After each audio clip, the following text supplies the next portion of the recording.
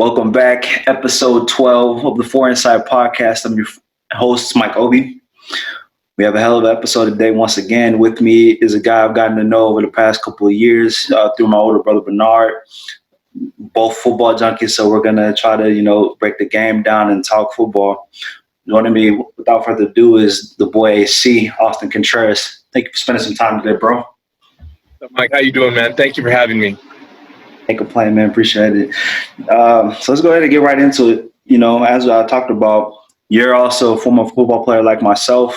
What got you into playing ball? And just talk about your football career for a bit. Well, I remember growing up, my family, on Sundays, the whole world would stop and everybody would sit down and watch the Dallas Cowboys. And that was back in the 90s with the Dallas Cowboys in their heyday. They had Troy Aikman, Emmitt Smith, Michael Irvin. Prime time was on the field. So you couldn't help but get caught up in that type of hype. And I remember looking at that team and looking at those players, and every part of me wanted to be like those men that I would watch every Sunday. My dad would get fired up when the Cowboys were, doing bad. And it stuck with him. I remember he would always be around the house and he'd be in a bad mood if the Cowboys had lost that week. And if the Cowboys had won, they'd be in a great mood. So one of the big things that happened with me is I was always in the front yard playing football with my friends. But I was never allowed to play organized football until I reached the 7th grade. It was like one of those household rules. And looking back on it, I think that was a good rule because it kept me from burning out. Yeah. And my body developed and matured before I got into, smacking people around. So, in the future, that might be something I do with my family. But, so it was just this admiration for the game that turned into this anxiousness to play. So when I finally got to middle school and I got the chance to strap it up, it was just, I took every advantage of the opportunity that I possibly could. That's great. And it's funny that you mentioned, so I also started football late too. I didn't start until I was, I think, 11 or 12. And part of it, the same reason, my parents, first off, weren't from America. So they got, introduced to football really only through my older brother, Bernard. And, that was what drove me to sort of like the game. I mean, he started playing it, and I was like, oh, man, Big Bro's playing it. I got to see what this is about. And the first football game I ever watched was the 2005 Super Bowl. That was Pittsburgh versus Seattle. And I just remember, man, the Pittsburgh defense and them hitting, and it was such a big occasion. Everybody used to talk about it, and that kind of got me into football. And I always felt that that's one thing that helped me to kind of stay away from injury and not have too many ailments when I got older. Was the fact that I started playing football late. A lot of guys who I knew who started playing at 6 and 7. First off, their bodies gave out on them, and they sort of peaked early, so to speak. So I think that helped me kind of be a better football player, because by the time I started playing ball, I was already developed as a young kid. I mean, as much as I could have been, and my body wasn't always sore, so I could also stay away from injury. So it's funny you say that. And you know what? It's funny because I remember the big thing is, obviously, to all the points that you just made, physically you weren't worn down.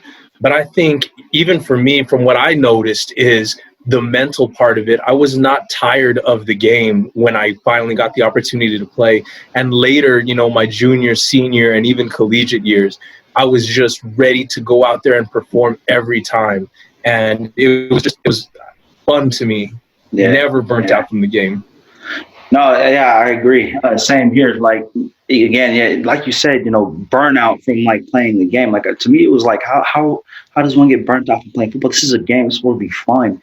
But then you look at it, and it took really kind of me understanding that for guys who start off at 7, 6 years old, and you play until you're 18.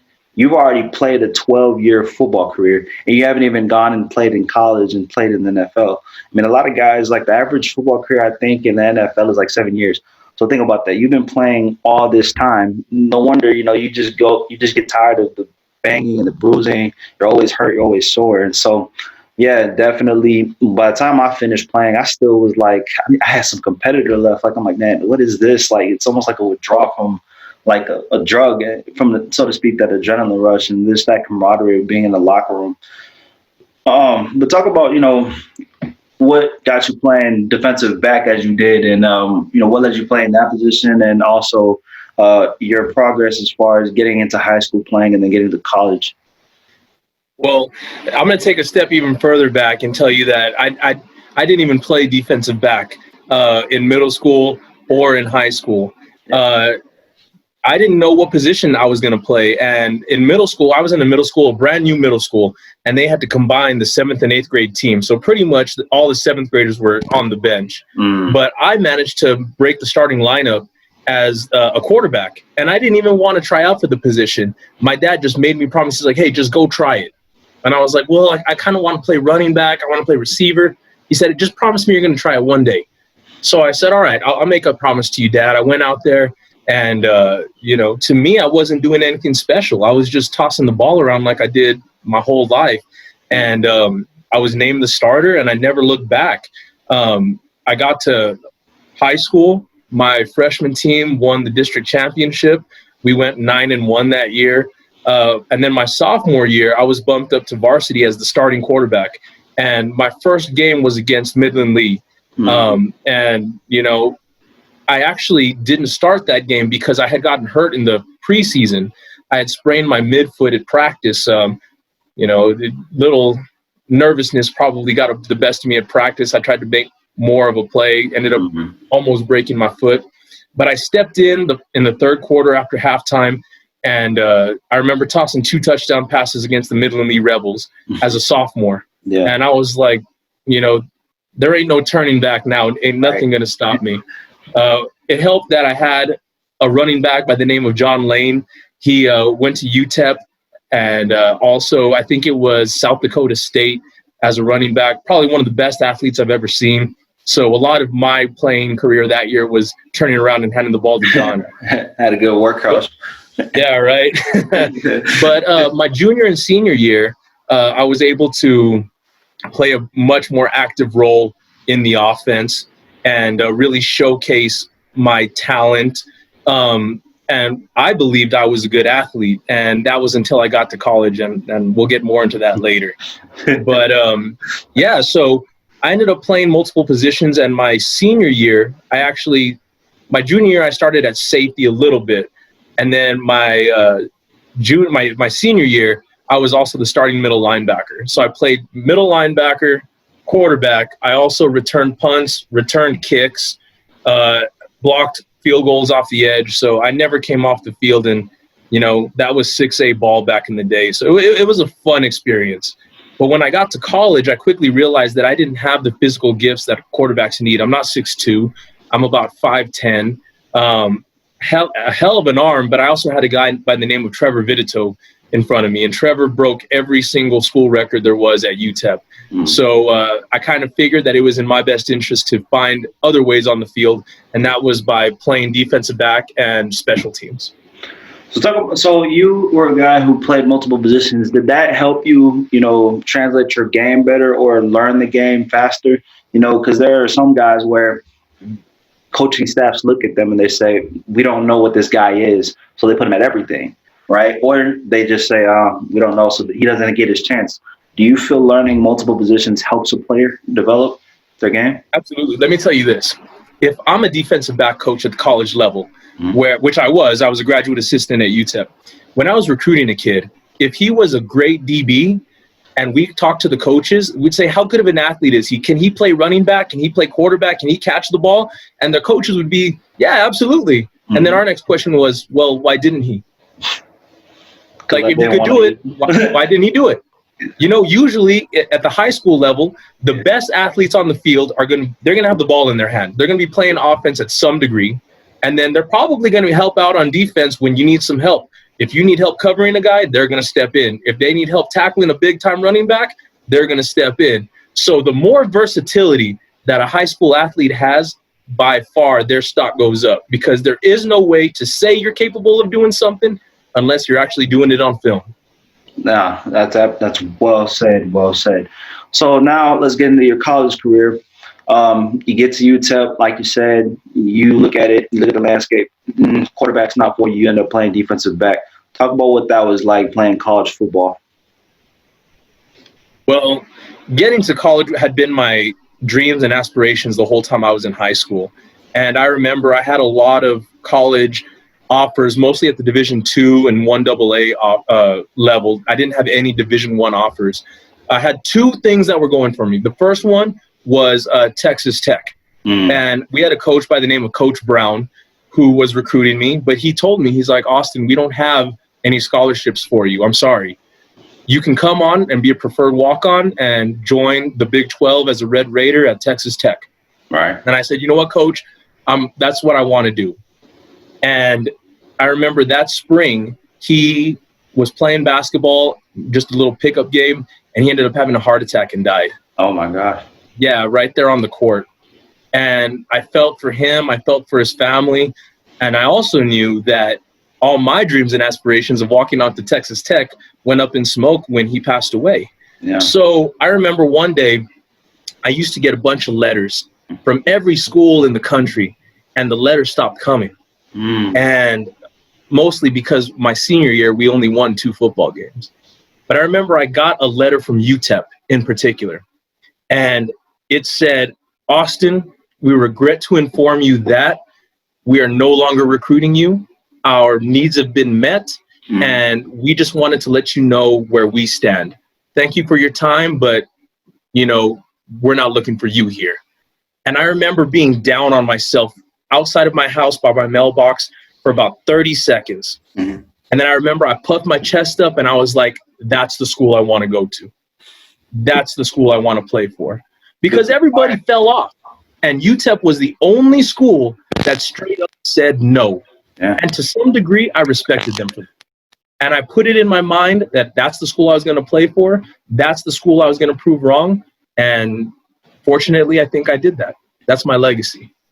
No, it's great because that's the one school that at least had the balls to tell you, listen, we're not going to sugarcoat it. We're not going to sugarcoat it. We're not going to skirt the issue. We're not looking for you anymore. And, you know, it fueled your fire to say, fuck everything. I'm going to go play for those guys. Like, you know, and I'm going to show that you made a mistake trying to think that you didn't need me, you know, and that's the thing. It's all mindset with athletes. You know, I tell young people all the time, like, you can decide to say, oh, I'm not getting enough playing time. I'm going to pout about it, or I'm going to complain or whatever. Or you could say, okay, I'll show whomever it is, I deserve to be on this football field. I deserve to be given a shot. And you know, you go out and you attack the goals. And yeah, it's great to hear, you know. So you get to UTEP, you meet my older brother, Bernard. You're by far one of the few people who I think he's formed a serious bond with, just y'all's friendship. You know, I met you through him when I went and visited him in El Paso, and just you and your family, you know, taking me in and just were like, hey, any family of Volbe's is a family of ours. And just talk about you and Bernard's relationship. I mean, obviously you guys are teammates, but, you know, not all teammates are cool. So what was it about him and yourself that kind of led to y'all's bond? So it was kind of funny. While I was actually playing at UTEP, I didn't make very many close relationships either. A lot of that was because I walked onto the team, and a lot of guys viewed me as, you shouldn't even be here. You're here to like just take our spots and just be pretty much a dream killer, and you don't really have any athletic ability compared to the average Division I athlete anyway. You're just going to be a practice player. So I got a lot of those comments thrown at me by a lot of different players on the team. And, you know, a lot of it was even racially based because, you know, I'm one of the few brown guys on the team, you know. So when I was there, I struggled to make a lot of relationships myself. But I remember Bernard was always cool with me. He always treated me just like any other human being. And I respected that about him. And to be quite honest with you, when we would go and we would travel, because I finally made the travel squad, and that was a different story too. But I remember we're traveling, and me and Bernard would go out before warm-ups, and we would toss the ball for about 30 minutes, you know, just having fun, trying to make miraculous catches, kind of like you do when you're kids on the front yard. And really, it just became like a little bonding moment for us. And I remember that was really the extent of it. It wasn't until I had graduated from playing football and I was a graduate assistant. And Bernard had used up all of his eligibility because he started as a true freshman. So we were from completely different ends of the spectrum in terms of athleticism and our athletic achievements. But I remember he came into the office as a student assistant, and we really bonded in that office. Let me tell you, as a graduate assistant, it's not a glamorous life. You have to put up with a lot of stuff, you know, going and getting the coach's lunch and staying up late when nobody else wants to. And we bonded in those moments of, damn, we're really the only ones in here in this office working. Everybody else is at home asleep. They're with their kids, they're with their family, and we're here doing the grunt work. So we really built up a relationship. And I remember when it was all said and done, Bernard moved back to Houston for a few years. Yeah. And I remember he had told me that he was really lacking the kind of connections to friends in Houston like he had in El Paso. So I'm like, hey, man, you know, move back down here. And he's like, you think so? Hell yeah. So more credit to him. He picks up out of nowhere and just brings his ass down to El Paso, Texas. And you know, a lot of people say El Paso isn't that great of a town. Bernard loves it. I love it. I think it's one of the greatest places, one of the greatest cities in the United States. And, you know, he's come down here and he's made it work for himself. He's a successful man in his career. And more importantly, like, he's my friend. And every time we have time off at the same time, we're with each other. I see him at least once a week minimum. And if he has multiple days off, we're hanging out. And I'm proud to call him my friend. For sure. And I'm proud to call him my big bro. I mean, again, I looked up to him, you know, ever since I, you know, could understand life and everything. You know, just seeing his example and the way he carries himself, you know, again, that was a great example for me, him and my dad as well. And, you know, I know when he decides to befriend somebody, that's a good person because I know his character. And so I already knew when he used to talk about you, like, you know, down here in Houston, he was like, oh, yeah, my boy AC. Oh, my boy AC. I'm like, okay, that's, you know, a real friend. And then, you know, he moves back to El Paso because he told me what you just informed me of. Like, man, I ain't really feeling Houston, yada, yada, yada. I might move back to El Paso. I'm like, hey, do what you got to do. But if you move back, I'm going to come visit you, right? Sure enough, I come, 2 summers ago, and he's just like, hey, we're going to go meet the AC. We're going to go meet his family. They're going to bring us lunch. I'm like, dang, like that? And sure enough, you know, I remember meeting you, meeting your mom, meeting your dad, and I was like, I see it, you know, just all of us come from the same close-knit families, you know, good backgrounds, good heads on our shoulders. And, you know, the bond is just, it's clear to see why you guys are friends. And, you know, I think y'all both have rubbed off on each other. Definitely, you guys set a good example, you know, you guys being older than myself and me being able to look up to you guys mentoring me, teaching me the ropes and everything. So it's great to see. Just to say, but I don't want to pretend like it's been perfect. He and I have had some dog fights. You know what I'm saying? It is what it is, man. You know, yeah, it's just like brothers.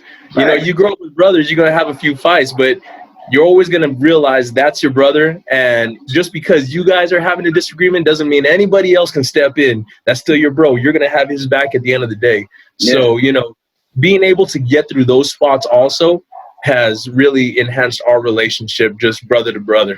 Yeah, I mean, again, it's not everything in life is perfect. It is, you know, not even the closest of friends. The closest of friends even have their times where they bicker, where they disagree. That's all okay. The true testament to see whether a bond is, you know, as tight as it is what happens in those times of adversity. You guys have had your times where, you know, you guys didn't agree. You guys might have had to fight it out, whatever the case may be.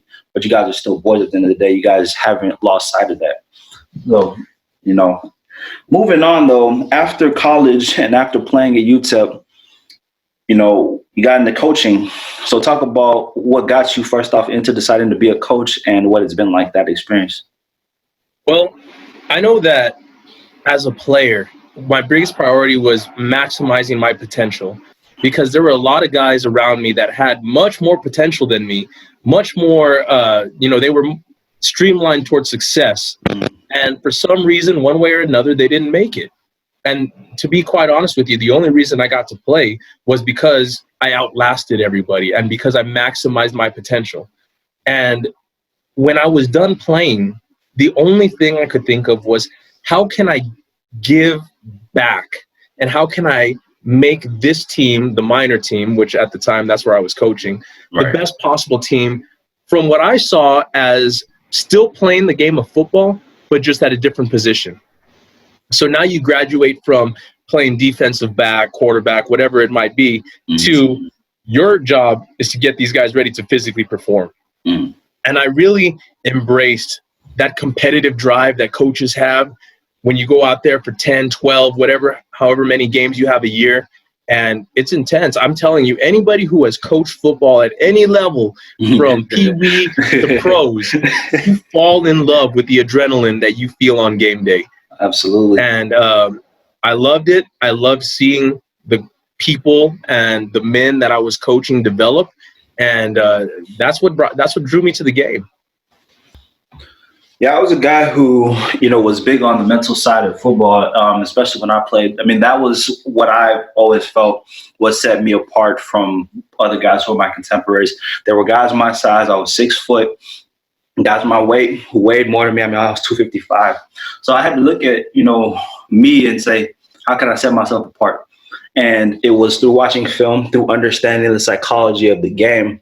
And so naturally, I always thought like a coach. I played nose, and, my coaches always instilled in me that the nose is basically the quarterback. Outside of the Mike linebacker, he was always the quarterback of the defense from the standpoint. The success and the failure of the defense in a 3-4 starts and ends with him. If he doesn't do his job, then the entire defense is behind. And so I understood that, and I'd always have to communicate to different guys, whether on the field or off the field, making sure that a guy's spirits was up, making sure that a guy was focused, the guy who wasn't getting any playing time. Those guys, I think a lot of times people don't understand how important they are. I understood that because I was a guy who wasn't always a starter. I was a guy who, sometimes was a second string. Sometimes I wasn't playing a whole lot. Sometimes I was playing whole games. So I understood every part of a football player, every part of a football team, every position.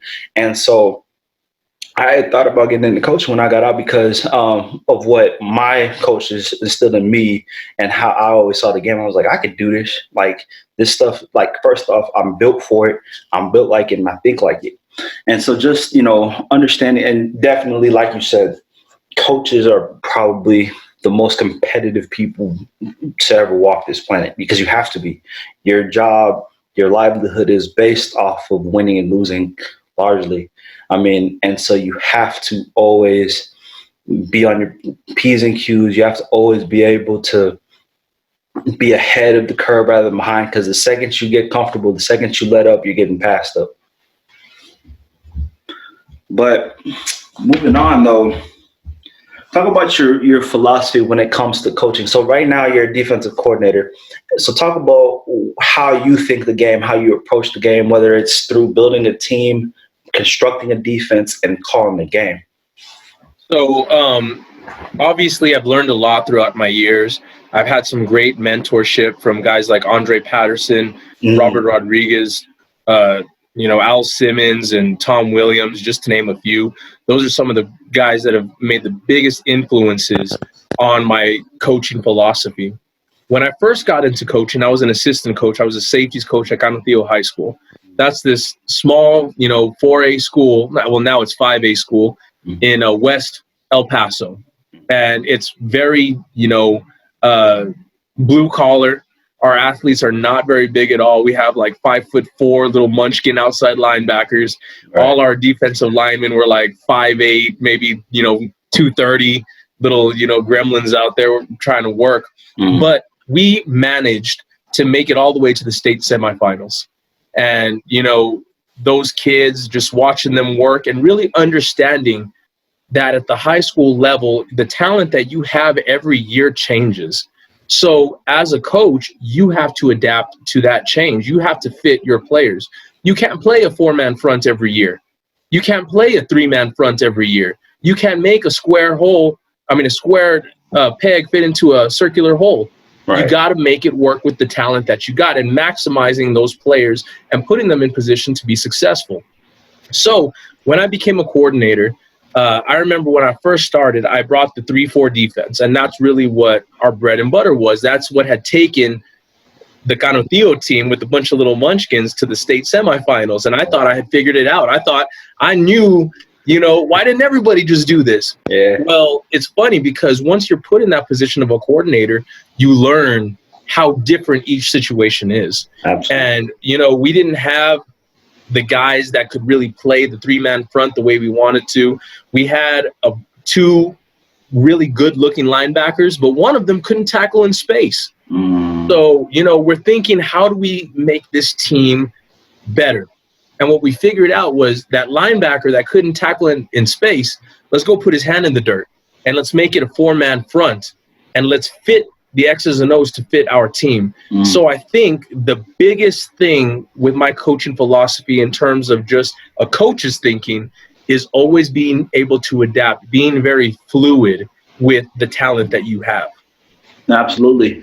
And that was one of the biggest lessons I learned even while being a player is, the coaches who said, this is my scheme and we're going to run it come hell or high water, they didn't last very long. Or even if you did have success, you were capped at a certain point, right? Instead of being a team that makes it to the state semifinals with the right scheme, you're getting knocked out in the first round every year because you don't want to adapt to the players that you have. I've never understood, okay, we have big, huge linemen who can take up two gaps, but we're going to run an attacking 3-4 or attacking front, or we have fast linebackers, but we're only going to use two of them. Like, just different things like that. I've always kind of said the best coaches take the talent that they have and they use that talent in the right way, in the right manner, to deploy the right assets in the right manners. And that's the difference between state championship versus state semifinalists, state, first round versus out the playoffs, is those teams that are able to think the game bigger than just X's and O's. You have to think of the mental. You have to think of, okay,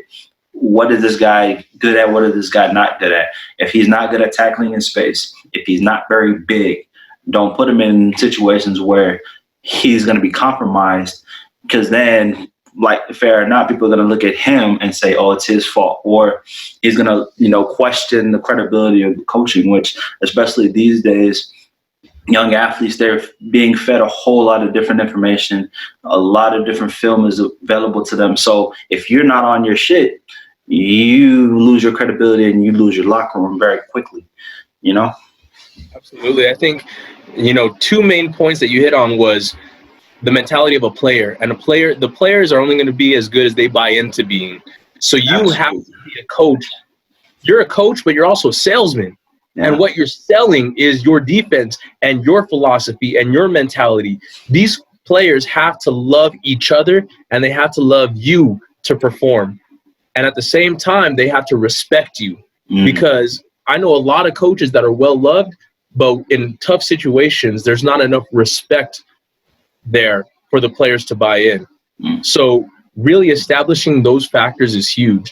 And then going back to, just getting athletes on the field, one of the best practices that we do as a coaching staff is at the conclusion of every year, we look at all the returning players, and as a defensive staff, we rank them. Who are our best guys?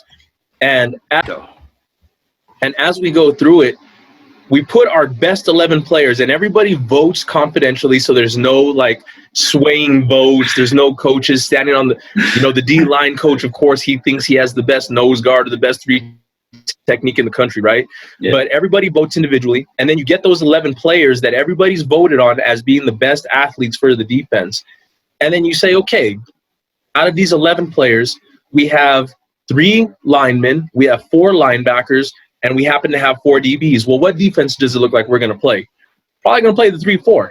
Whereas if those numbers were 3, defensive linemen, 3 linebackers, and we have 5 DBs, well, maybe we're playing the 3-3 stack.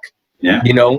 So it's just different depending on what talent we have. And we'll do that periodically throughout the off season, especially in high school. A kid might look one way in December when the season's over, and then come July or August at the beginning of the year, the kid's shot up 6 inches in height and he's gained 30 pounds. So basically that's what we do, is we evaluate our talent and we figure out what positions need to be on the field and we make it happen. Yeah, that's great. It's funny that, the way you're breaking it down. I remember when I was playing, we kind of were trying to find our identity as a defense and as a staff. I mean, we had a lot of young guys, so like a lot of sophomores when I first started playing varsity ball, and we had a group of guys where we weren't the biggest athletes, but we were athletic as far as game speed, as far as quickness, athleticism, and Justin talking about how it takes a coaching staff being able to look at the talent they have and see, okay, what fits these guys the best, and if you do that, you get the buy-in. I remember when we initially started off with our scheme, it was like, we're not sure if this is going to work. And then as we evolved as players, as our coaches evolved, just in them learning the game, because we had a young staff, especially on the defensive side of the ball, we all kind of were learning the game together, and we were able to mesh, and to the point where we found something that worked from our coaches, and us as players understood it to the point where we honestly got to a point by our senior years. We were like, hey, coach, if we see this, can we do this? Like, we can coach ourselves. We knew the scheme inside and out. And it's just funny how you talk about you have to understand the players that you're coaching. And in turn, the players have to understand what the coaches are trying to get them to do as well. If you have that sort of cohesion, that's what creates success. If the coach presents a scheme that players don't buy into, or if the players are questioning the coach, it's not going to work. And that's where, teams fail, honestly. Definitely a balancing act, to say the least. As a coach, you have to balance, pleasing the players and also being an authority figure for these players as well. And because at the end of the day, we're all playing this game to have fun. We all want to win games, but there's also an element of accountability on the football team, and it comes from both the players and the coaches. Yeah. So now talk about in college what it's like to be recruiting players, because I know young players, high school players, we dealt with this a lot on our team. We had a lot of guys get recruited and play at the D1 level, but we also had guys who played D2, a couple guys played D3. Just talk about what the recruiting process is like from a college coaching staff. What is it that you guys look for in a player, and what are some red flags that you guys would say, yeah, we like this player, but we can't get him or we can't take him? All right, well, you want to know the truth, or do you want me to how truthful do you want me to be on this podcast? 100% truthful. 100. All right, well, I'm going to give you the coaching perspective, and then I'm going to give you the recruiting trip perspective. Okay. So from a coaching standpoint, we always want to make sure that we're recruiting kids that we think can, number one, add talent to our program, and number two, last in our program and can make it through their senior year while also being academically eligible. So we look into all those factors. Obviously, the first thing we're going to see is your highlight tape. So players, I think, they're hiring a lot of recruiting gurus out of high school, guys that push their stuff. But in reality, these players can do it themselves. Huddle has become more and more easy to use.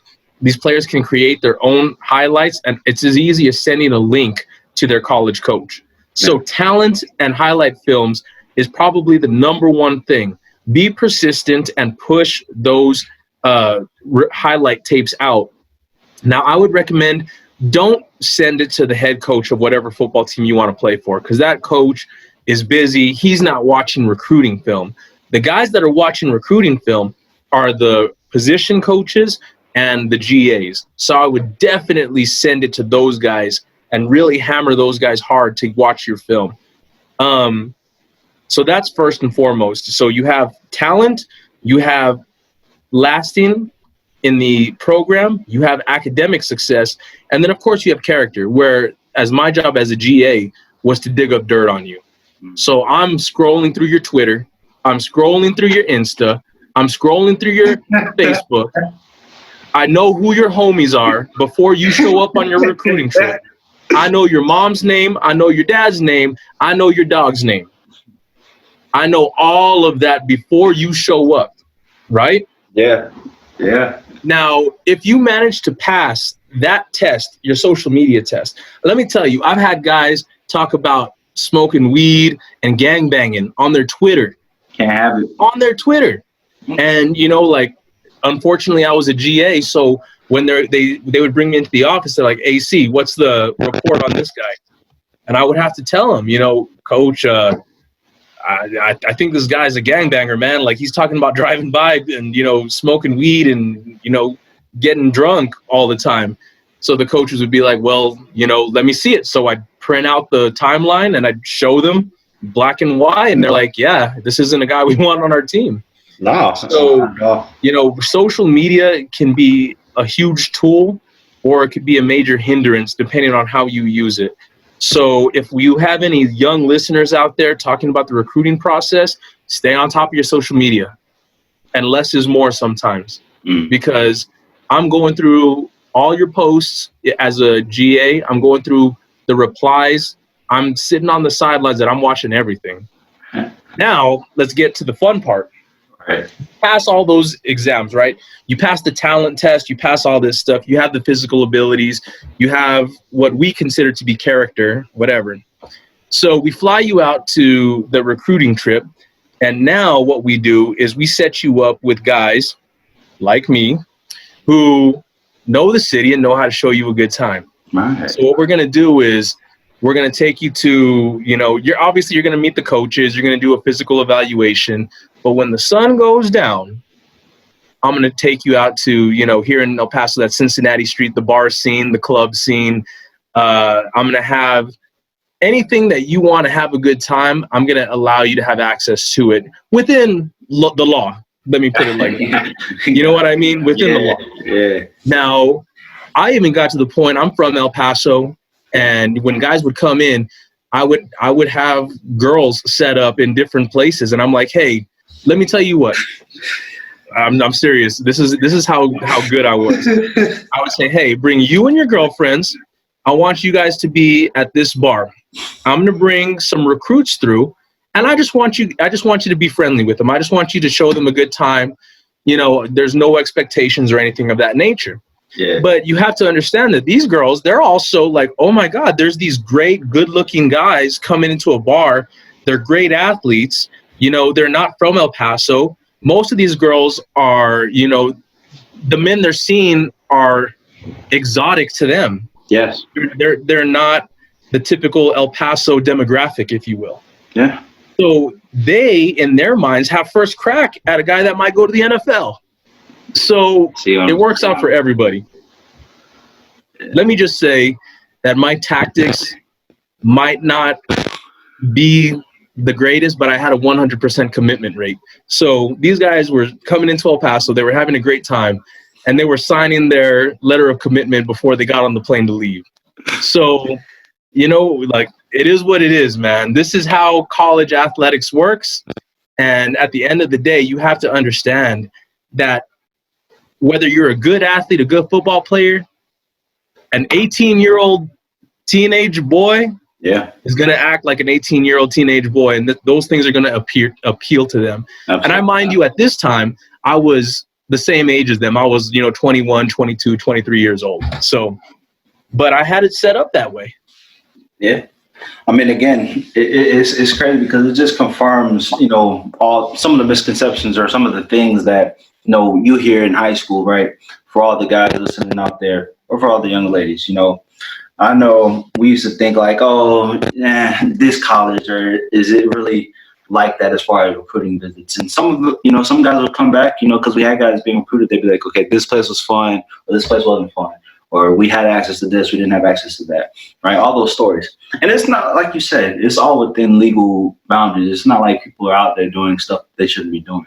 But it is the idea that as a recruiter, you're trying to sell the guy on your school and on the location. Because think about it, from a player's perspective, this guy is committing the next 4 years of his life to that locale. Does he really want to go somewhere where he's going to be bored, or if he doesn't feel like the program is going to be successful? So he goes to visit those schools. By the time he's already looked into it and said, okay, I either do or I don't want to go here. Now it's just a matter of, okay, your job as a GA was to sell him, like, look, if you go here, you have access to this. Not only are you going to have access to our football team, which is what you came here to do, yes, but you also have access to X, Y, and Z, all this extra stuff. Well, it's just cool to see. And one of my favorite parts to that is, and it happens with every athlete, is you come in on your recruiting trip, you have a great time, it's all party, it's all smoke and mirrors, and then you show up and, on day one, these coaches are on you and they're ripping you. Yeah, and they're telling you how much you suck and all this other stuff, and it's like, damn, I'm saying that was on the recruiting trip. It's like, no, man, that was the recruiting trip. This is real life. Yes, very sobering. So again, if we have any young listeners out there that are in the recruiting process, I very, very much want you to be aware of the situation you're stepping into, and the recruiting trip is not going to be every day of the next 4 years for you. You got to be intelligent in deciphering the recruiting trip from the reality of the job, which is winning football games. Absolutely. And that, again, yes, it's good to have fun, and, everybody should do so. I mean, that's part of college's experiences. But like you said, you should always look into getting and keeping your eye on the main thing, which is to do your job, play ball, and to be successful on the field. Being successful on the field, first off, makes your experience in college better, makes you have a better time. And, all the extra stuff kind of comes with it. If you are on a team that is not winning, nobody wants to go to the football games. Nobody's going to have the respect for you. If you go out and you take care of business on the field, then you first off carry yourself better, less stress, which means that you can have a better time just in general. So getting into our last points, the big topic of conversation these days is athlete compensation, college athletes being paid. What is your opinion on college athletes being paid? All right. So I've heard a lot of your other podcasts, and most of your guests have been unanimous in saying that they believe that college players should be compensated, and should be even given a salary in some cases. And I'm here to tell you I am against it. But before I become the bad guy, let me tell you why. Okay? So, I'm only against salaries. So I believe if the university or the NCAA starts paying players, what you're going to end up doing is reducing opportunities for players to make it out of bad situations and get scholarships and take advantage of those opportunities, because money doesn't just grow on trees. Money has to come from somewhere. So either what you're going to do is you're going to dramatically raise the price of tuition for people that are paying for school in order to also pay the athletes, or what you're going to end up doing is you're going to downsize, and you're going to say, we don't have the funds to have 115 guys on this football team anymore. We don't have the funds to fund 85 guys on this football team anymore. And then not only that, you're also going to have to take into consideration Title IX, which means that the football team isn't going to be the only one being compensated. So is basketball, so is softball, so is volleyball, so is wrestling, so is track and field, so are all these other sports. Rifle is going to have to be compensated at the same amount that football is. So my opinion is you let capitalism do its job. And by doing this, what I mean is you remove restrictions that the NCAA has placed on these student athletes. Because ultimately, at the end of the day, it's not really about a dollar bill. It's about a monopoly on the system.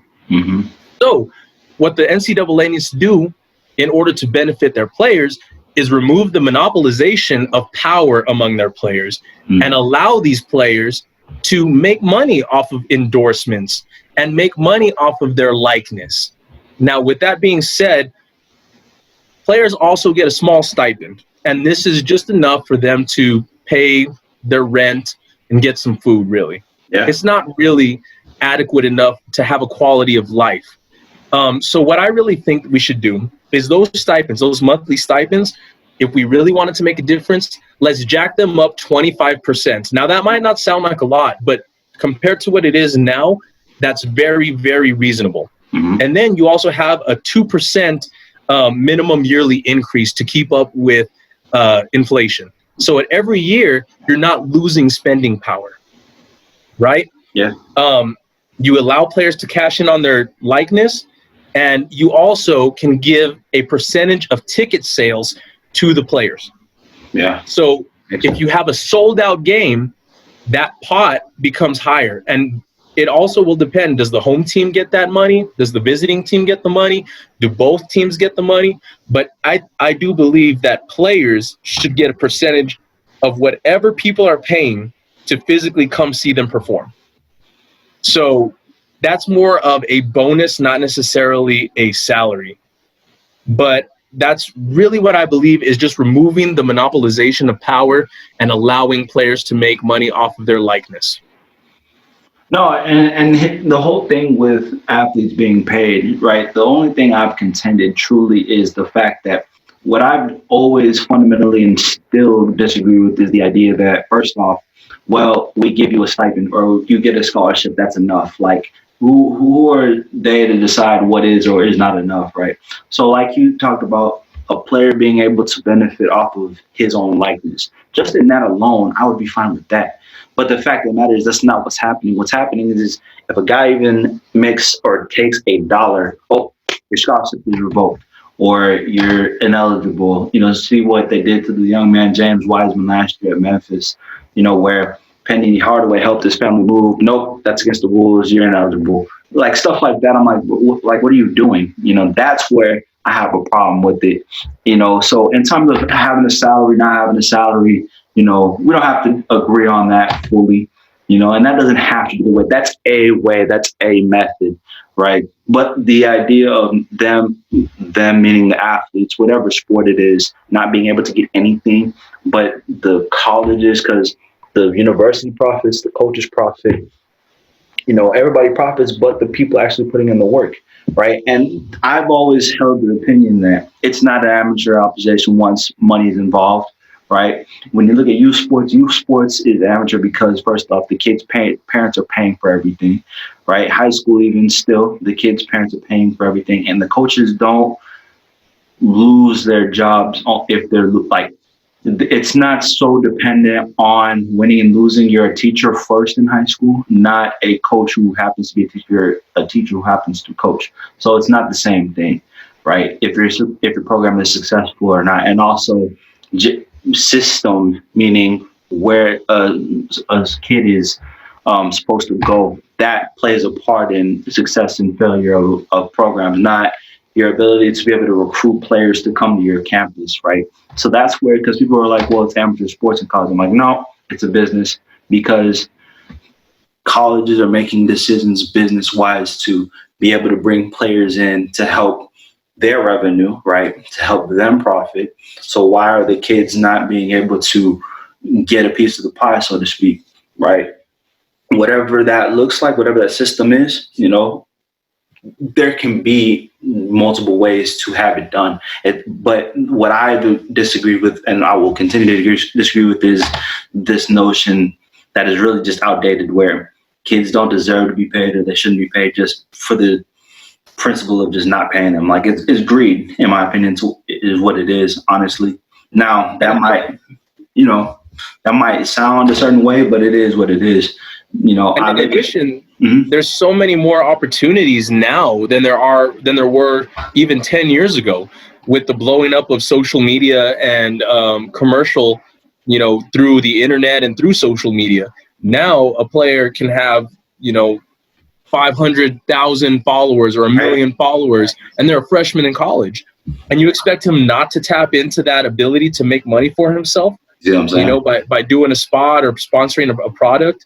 I absolutely think that needs to prevail. And ultimately, if you're playing better, those endorsements are going to be coming your way. So I think it's capitalism in that capacity is the answer. Yeah, I agree. But bottom line is, we agree that players should be able to profit in some manner. Now, what that looks like, we can disagree on. The system doesn't have to be done one way. There are multiple ways to skin a cat. And the big takeaway is also just that the system, like everything else, needs to evolve. And I think it will evolve with time. It just requires people continuing to have these conversations to continue to bring light, which is why I bring former athletes who played in college, who actually played the game in that manner, and they can come on and talk about it. But closing out, My last question is, with all the things we've talked about, your coaching career, your playing career, your experiences just in football in general, what's your advice you'd give to the next generation of athletes and, football players, basketball players, whatever the case may be? What's your last piece of wisdom you have for them? As a player, I'll say that I was never the biggest or the strongest or the fastest. I was counted out several times. People told me that I would never be able to achieve the things that I achieved. And never at any point did I not believe in myself. And I've had a lot of nights that were sleepless because I knew I had to get better. There were even times that, I was like, I don't have the tools to compete yet. But I knew that they were on their way. So my first 2 years were rough, and my last 3 years were fantastic in terms of my perception. And I would tell those players to never doubt in yourself, and you got to keep working every day, and you just got to outlast everybody else and make it to that finish line. Because if you make it there, you're going to have a lot of great experiences along the way. One other thing I'll say is sometimes players will say, I don't know if I can make it at the D1 level.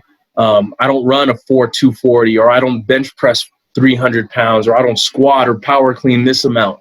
And the truth is, if you get the chance to play football at the next level, it's because you're you. And you just need to be the best version of yourself possible to maximize your playing time and your playing abilities. So never give up and don't retreat. Be mentally strong and physically strong. That's what I have to say. Well said. Well said. Well, that's a wrap. Episode 12, 4 Insight Podcast. I would like to thank our guest, AC, for coming on today. Appreciate you, man. This has been a great episode. Appreciate being here. Hope to be on again. Maybe we can get Obi on at the same time. Bernard, your brother. That'll be a banger. I've got in touch with him. We're going to make that happen for sure. All three of us at one time. All right. We'll catch us on YouTube, Spotify, all platforms streaming podcasts. Thank y'all.